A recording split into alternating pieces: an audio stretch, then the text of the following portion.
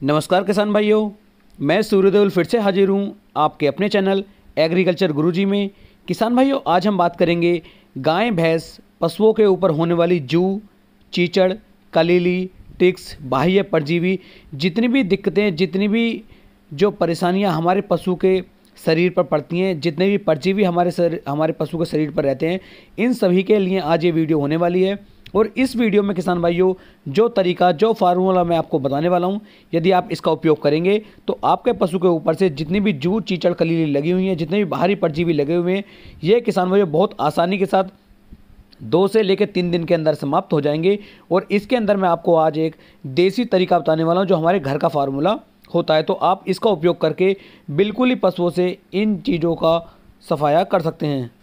किसान भाई, जू, चीचड़, कलीली जो हमारे पशु के ऊपर लग जाते हैं, जैसे ये लगने शुरू होते हैं तो हमारे पशु के खून को चूसना शुरू कर देते हैं, जिससे पशु को असहनीय दर्द भी होता है और उसके खून को पी कर ये उसके अंदर बहुत सारी बीमारियों को पैदा कर देते हैं। किसान भाई, कभी भी अपने पशु के शरीर के ऊपर जू, चीचड़ और कलीली को ना होने दें, क्योंकि इससे दर्द के साथ साथ आपके पशु को बीमारी भी होंगे। आपके पशु का जो दूध होता है किसान भाई, दूध भी धीरे धीरे कम होना शुरू हो जाता है और पशु की जो शरीर के ऊपर चमक बनी हुई थी, पशु की जो ग्रोथ अच्छे से हो रही थी, वो भी धीरे धीरे कम होनी शुरू हो जाती है। यानी कुल मिलाकर कहना यह है कि यदि ये हमारे पशु के ऊपर होते हैं तो इससे सिर्फ हमें नुकसान होता है, कोई भी फायदा देखने को नहीं मिलता।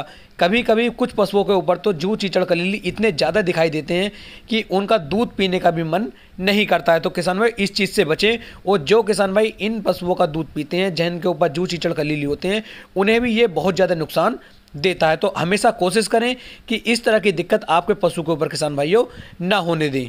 अब किसान भाइयों बात कर लेते हैं कि ऐसा घर का देसी कौन सा फार्मूला है जिसका उपयोग करके आप इन सब चीज़ों से अपने पशु को बचा सकते हैं। तो सबसे पहले किसान भाई जो आपको करना है कि एक बाल्टी गर्म पानी आपको करना है और उस पानी को जब आप गर्म करेंगे उसके अंदर नीम और बकायन, इन दोनों के पत्तों को डाल लें। यानी कि कम से कम 1 किलो आपका नीम होना चाहिए और लगभग 1 किलो आपकी बकायन के पत्ते होने चाहिए।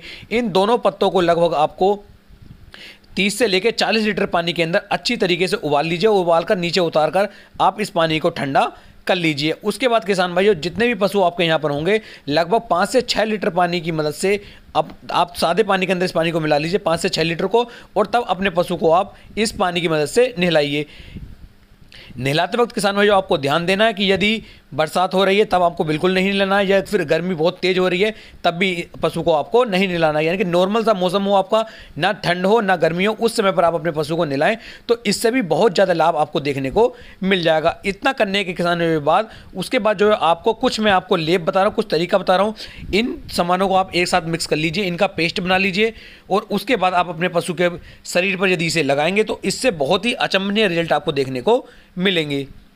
इसके बाद किसान भाइयों आपको लेना है लगभग सरसों का तेल, जो आपको लेना है वो लेना है लगभग 300 ml। और 300 ml तेल के अंदर किसान भाइयों आपको लगभग 30 ग्राम जो हमारी हल्दी होती है, घर वाली हल्दी को इसके अंदर मिला लेना है। और इसी के अंदर किसान भाइयों जो हमारी कपूर की टिकिया होती है, जिसे हम पूजा में उपयोग में लाते हैं, उसकी लगभग 3 टिकिया को भी आपको इसके अंदर मिलाना है। और इन तीनों के पेस्ट को किसान भाइयों बहुत अच्छी तरीके से आप मिक्स कर लीजिए। और मिक्स करने के बाद जिन पशुओं के ऊपर किसान भाइयों ये लगी, मतलब चूह हैं, चीचड़ी हैं, कलीली हैं, जहाँ पर ये बहुत ज़्यादा है वहाँ पर आप इसका थोड़ा सा लेप ज़्यादा कीजिए, जहाँ पर इनकी समस्या कम है वहाँ पर आप इसका लेप कम कीजिए, लेकिन आपको ये पूरे शरीर पर लगाना है।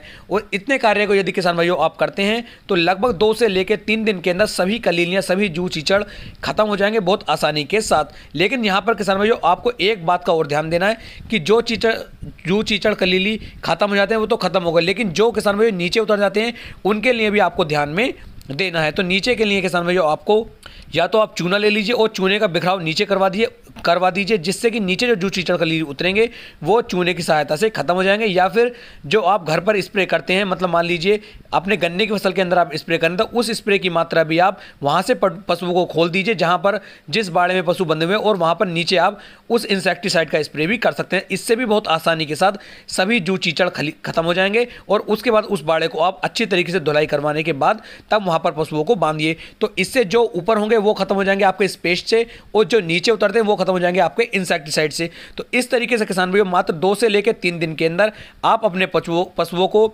जू, चीचड़ और कलीली से बचा सकते हैं। उम्मीद है मैं आपको एक सही और अच्छी जानकारी दे पाया।